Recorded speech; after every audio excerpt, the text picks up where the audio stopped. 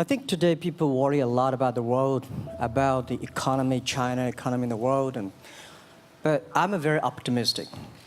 When people start to worry, that is the opportunity is. Right? I worry about the blood testing, and she created good things. And I think great innovations, great companies always happen in the tough times.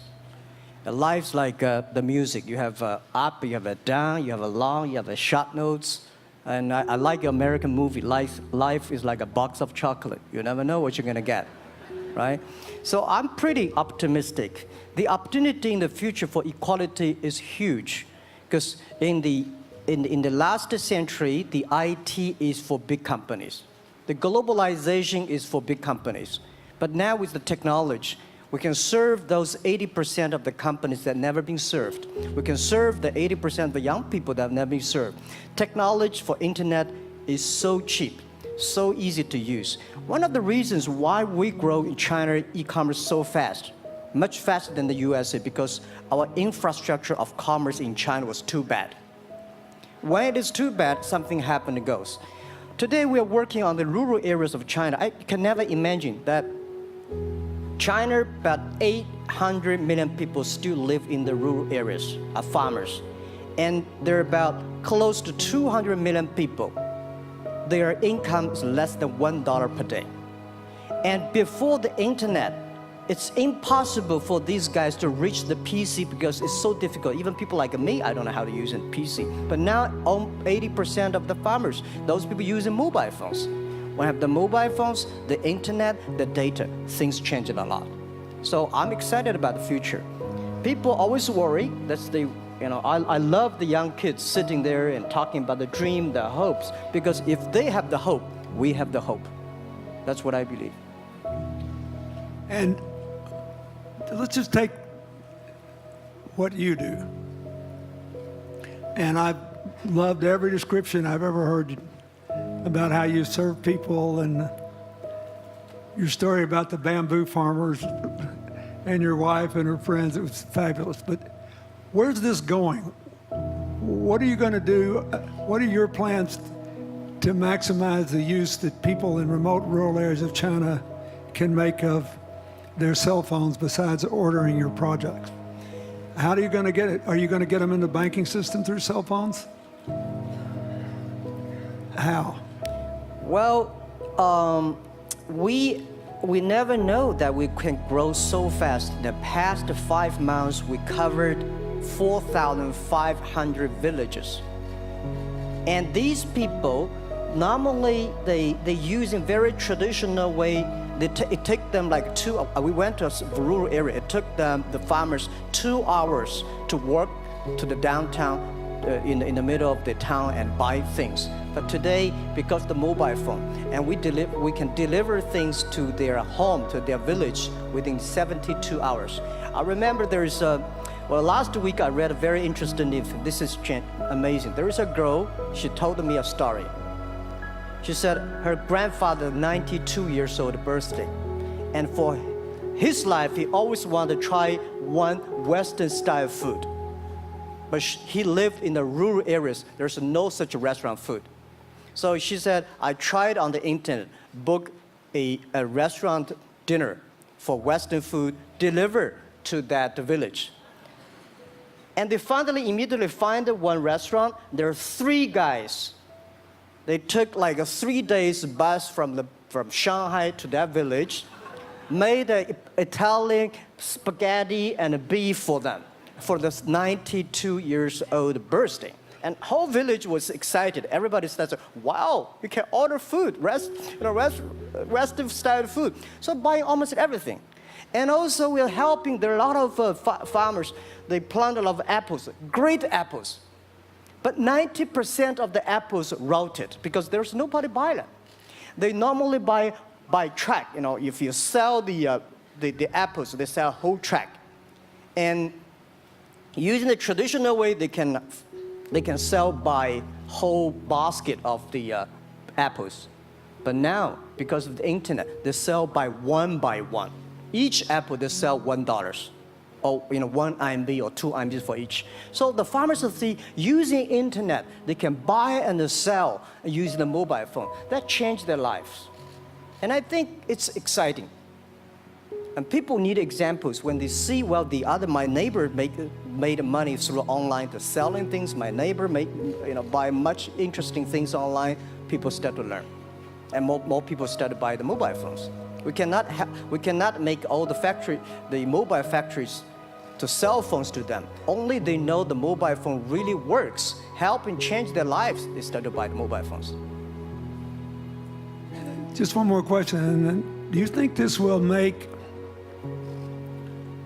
the current problems like the current problem in China less likely? That is, if we'll have more market information and the market will drive where the investment goes, instead of the government trying to make judgments about, I better build another housing development or office development here, there, yonder, and you wound up with a bubble.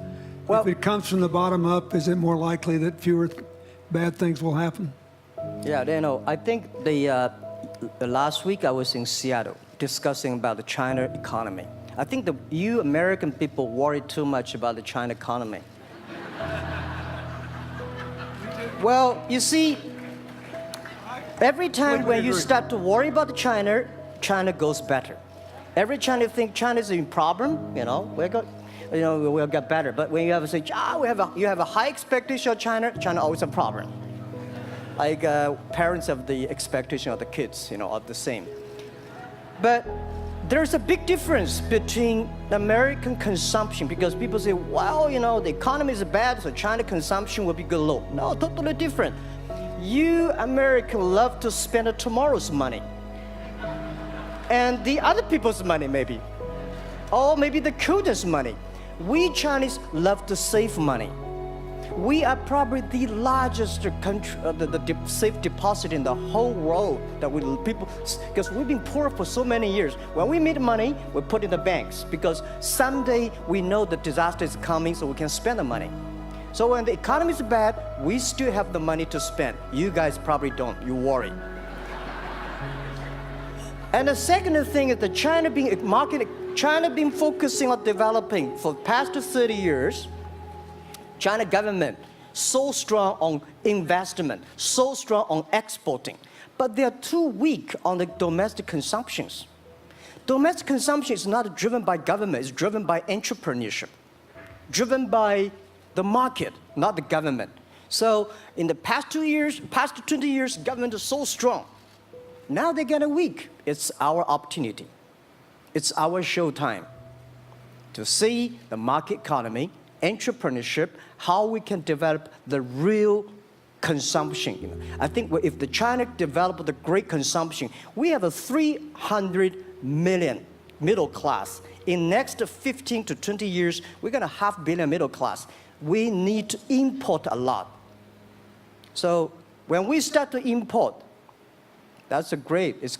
I worry a lot when we export. When we export, we got a terrible sky, we have a terrible water, we have a terrible environment. When we start to import, we got to be better. So that's all the great opportunity, guys. Be happy about that. I'm serious. I agree with that. I'm serious. Yeah.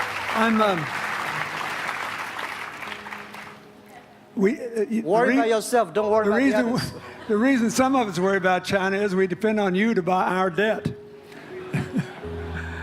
However, I tried to be more Chinese when I was president. I saved a lot of money, so good. Good. But I just wanted you to say that because I really believe that. I mean, I think you're absolutely right.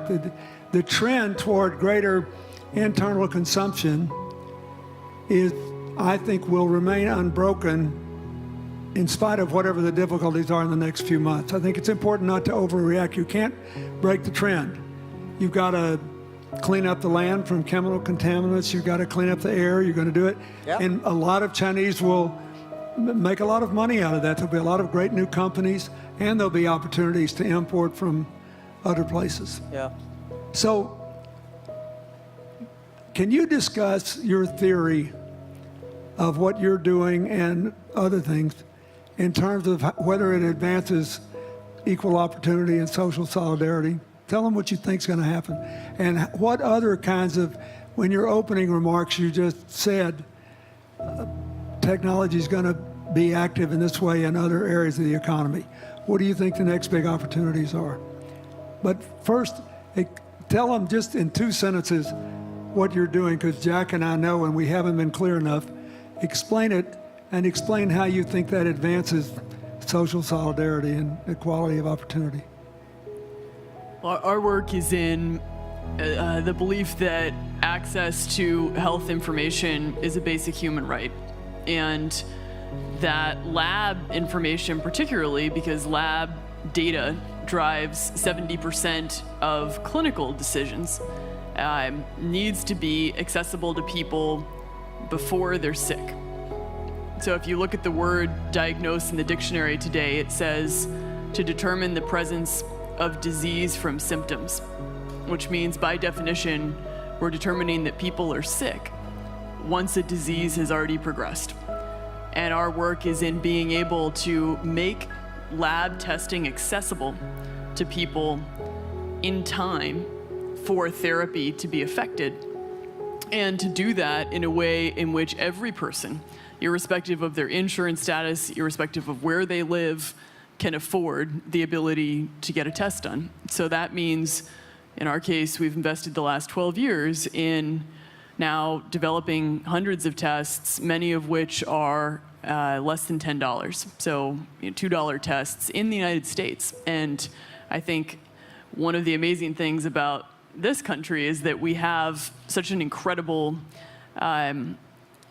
ecosystem for fueling creativity, and that creativity can create new markets. So in answer to your question about the market being able to conform itself to social good, I think the creativity that goes into creating these new technologies creates new markets in and of themselves. And our basic belief is that those new markets come from empowering individuals and enfranchising individuals and trusting that individuals have the capability to engage with information, and in accessing that information, beginning to take control of their own outcomes and their own health outcomes, and in doing so, changing the way our healthcare system works. Think what this could mean for rural China, Yeah. for rural India, for Native American reservations Yeah. in America, for the Mississippi Delta, for the remote areas of where all the jobs were lost from coal. You're all of a sudden giving people information. And one of the most important things I think we did in my second term as president in the healthcare front was develop this diabetes self-care program. And all of a sudden, Jack's company could be delivering the means to self-care based on your test. I mean, I think that this is a very big deal. We all want to live as long and as well as we can. And Craig Venner was here. We were joking about whether we'd make it to 100. But in the meanwhile, you want to keep people healthy. And if they're sick, you want to intervene early, not late. Yeah. Well, and if you look at, the ability to engage with this information, we have a $4 trillion healthcare problem in this country. 20% of it is type 2 diabetes, which is reversible. And we have 90 million Americans who do not know they are pre-diabetic. But access to information and the ability to engage with that information is the foundation for being able to change those outcomes and cost, right? One more fact, and then I want to call on Jack. You founded this company 12 years ago, right? Yeah. Tell them how old you were. I was 19. Yeah. So, don't worry about the future. We're in good hands. So, I always think about 19, where I am. 19, I've not passed the examination for university yet. I failed 3 times, but I think it worked out. I'm not good at schooling. Well, yeah, that's why I give confidence to a lot of young people in China. If Jack Ma can be successful, 80% of the people can be successful. People like her, we're jealous. Well, equality, I would like to make a little bit technology helping, because yesterday I was joining the UN Women Conference about gender equality. And I think the first technology revolution happened 200 years ago in the UK, released the human body, the arm, stronger. The second technology revolution in the USA for energy, you can last long. But this technology revolution release the brain. So this century is not a competition who is stronger, whose muscle is stronger. It's who is smarter, who is soft, who can listen. It's the challenge of wisdom. So man, woman equal. On the internet, you can never see he's a woman or man. And on the internet, women can serve much better than men on the internet. And a man talking about a business, talking about numbers, competition, they make business very cold. Women, they make business very cozy, lifestyle, and interesting. 50%, more than 50% of our shop owners, more than 5 million shop owners are women. And people love that. I mean, this is a great thing I see that this century we see more and more women leaders, on the state leaders, the presidents. In the future, we're going to General Secretary of the United Nations should be a woman leader. And this is the great century for equality. And I feel excited about that. Let me ask you, we're almost out of time, but one of the things that we haven't talked enough about here, and not just here, but generally, is whether the leapfrogging we saw with cell phones, which was instrumental in your phenomenal business success and which will make it possible for you at the appropriate time to do what you've done on a global scale, hitherto unimaginable in all of human history for anybody to have any of their own health data. We've seen examples, but not the kind of dramatic penetration we need with energy and clean energy and enough in a short enough time to avoid the worst consequences of climate change. So do you believe that, I mean, your country has done more than anybody else to try to put up solar panels, and some of your companies went broke because you overdid it, right? But beforehand, and you got to work out the phase out of the coal, the phase into the sun and all that.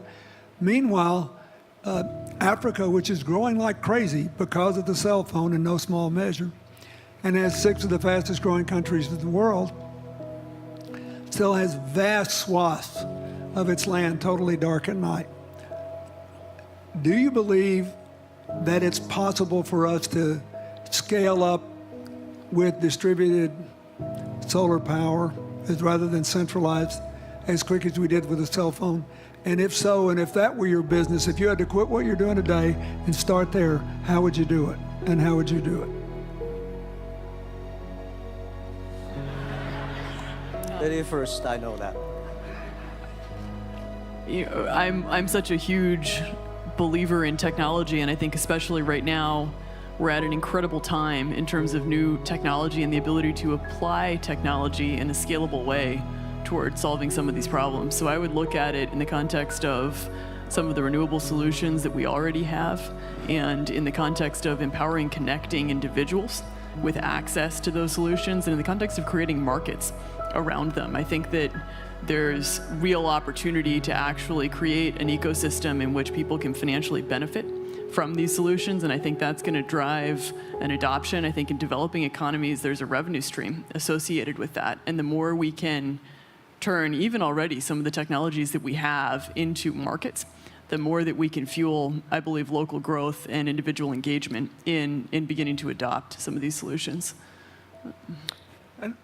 Just related to that, Jack, you answer it, and then I'll ask you one final question. Yeah, I am a strong believer that technology can make world much better, because people say China economy is getting slower. I'm happy about the 7%, even 5%. Even 5% of the GDP of the number of China, of the second largest economy, is big enough. But you don't expect China keep on growing 11%.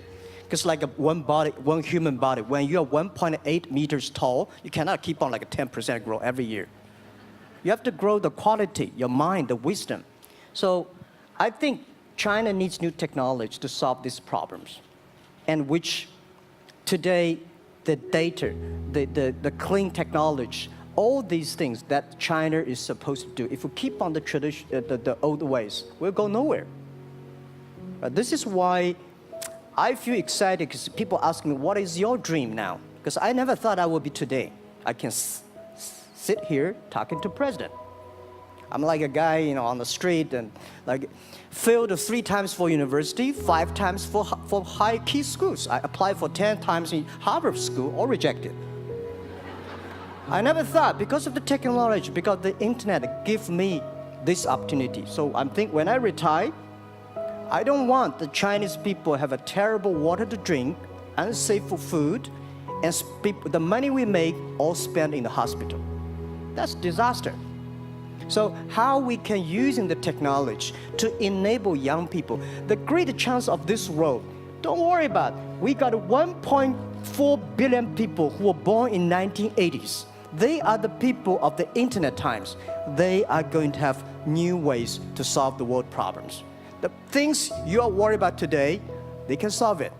And human beings have these kind of worries for centuries.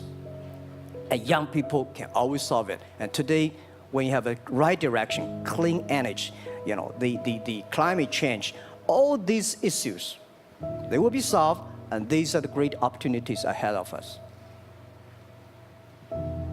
Anything else?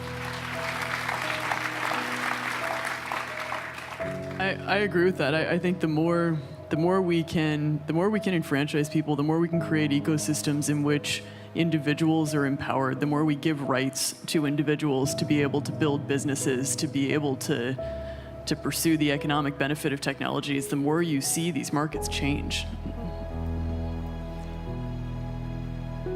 Before they leave the stage, I want you to look at them. And I want you to think about the time we have had to spend here dealing with the refugee problems in Syria and Lebanon. Stand up, Elias. This is my friend Elias Bousab. He is the education minister in Lebanon. He's got to educate all these kids. And so he left a miracle that very much reflects the lives that Elizabeth and Jack have lived. He was in a very responsible position at the American University of Dubai. They started bringing American scholars over there to live in an Arabic culture. He did all these wonderful things. Lebanon got in trouble. He went home to save his country. What is the difference? How much more could he and every smart Lebanese person do if they could focus on these things? And why can he not? Because the place is dominated by people who think their differences are more important than their common humanity and their common challenges. You cannot imagine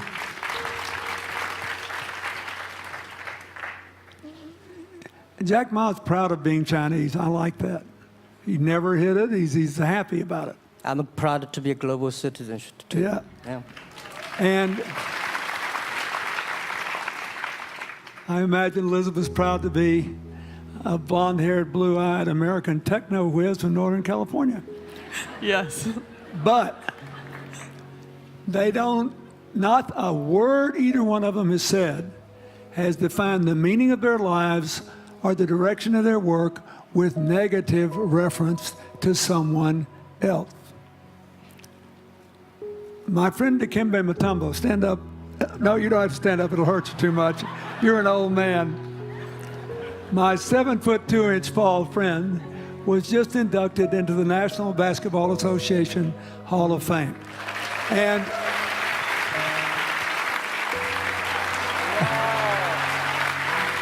he, my family, my whole family loves him. And I have seen how much he has given back to his native country, Congo, which has been so troubled. I've known him a long time. We both went to Georgetown University. I did before he was born, I think. I've never heard him say a resentful thing about anybody. I have seen him give and give and give, and try to give the people in his native land opportunities. Why am I telling you this? He's had a good life because he never defined his life with negative reference to anybody else. He never begrudged anybody else's success, and he thought he had an obligation to help other people. I'm telling you, we are back in a time of collective global insecurity where the main struggle is the oldest one in human history, just in modern techno realities. I mean, if you were trying to build the Middle East, you would think about our permanent sponsor here, the ambassador from Oman, who her government tried to help head off a calamitous war in the Middle East over the nuclear issue in Iran. We all pray to God that it'll work out all right. And the lead she made. You look around all these places, wherever people are putting aside their differences and working together, good things are happening. We cannot achieve economic or social equality without living in the factual realities of the world we face, looking at the obstacles, looking at the opportunities, making the best decisions. And those of us who even feel good about ourselves because we think we spend a lot of time giving, our whole goal should be to work ourselves out of a job. One of the things that Bill and Tanny Austin are sitting there with Starkey, they started giving away hearing aids, and then they decided, well, we better teach these young people how to speak. If they get the gift of hearing, they'll have to learn that. So they got into the education business. Sonny Varkey got into the education business and decided somebody ought to do something really dramatic to remind people that the only people that really matter are the teachers. So he gave the first Global Teacher of the Year award last year, and an international panel gave the prize to a teacher from Maine who promptly gave the entire $1 million to her school. The woman never made any money in her life. She gave all the money away immediately. The future is going to be forged by people who think of how to use the modern tools that we are given, as Elizabeth and Jack have, to create opportunity through empowerment. And it will not be a straight line. It's too many moving parts. But I just want you to think about that. The reason you feel good looking at them is that you identify with them even though they're different from you. And that's basically where we are all over again, and we can't slip back. We can't give up. That's why when we had the Prime Minister of Italy and George Soros talking about the future of Europe, and George said it was coming apart, and the Prime Minister said, no, it doesn't have to come apart if it's about something more than economics. I thought it doesn't have to come apart if you will it not to. And you put yourself on the line for it. There are no guaranteed outcomes today, but you can guarantee that the trend is right. So go ahead, Dee, we're going to say something, weren't you? Yeah, I just wanted to add, I mean, as we're talking about the future and from my own experience and looking at all the faces here, I think a huge part of the answer to your question is also to raise our little girls with the stereotype that they can be the best in engineering and science and math, because when they do in all of these industries, it changes everything. And we need to do that in this country, and we need to do that as parents in other countries. You know? Yeah, I was thinking about if what you say. I think about when you talk about problems, you normally it's like a politician. When you talk about opportunities, that the business people. I was thinking about how we can using all the problems that change the problem become the opportunity. And I don't know. I just feel excited when people talk about problems. I think think about if you can solve one of them, that's the chance. And today, nobody in this century has so many opportunities and so many tools they can use to change other people's life. And I think in the last century, which I call the IT time, this century is called the DT time, data technology. IT is to empower yourself, make yourself strong. DT is to empower the others. When you empower the others, you empower your future and yourself.